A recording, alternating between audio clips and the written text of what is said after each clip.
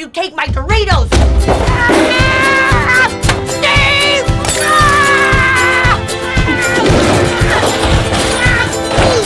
Ow!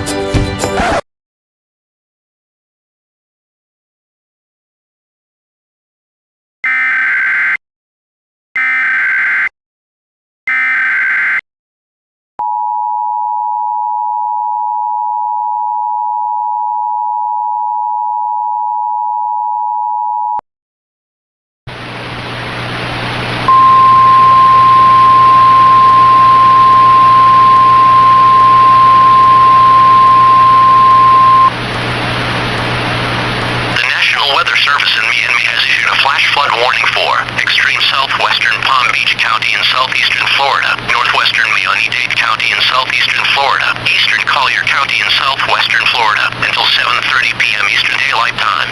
At 4:51 p.m. Eastern Daylight Time, Doppler radar indicated thunderstorms producing heavy rain across the warned area. Flash flooding is ongoing or expected to begin shortly. Flash flooding will remain in rural areas.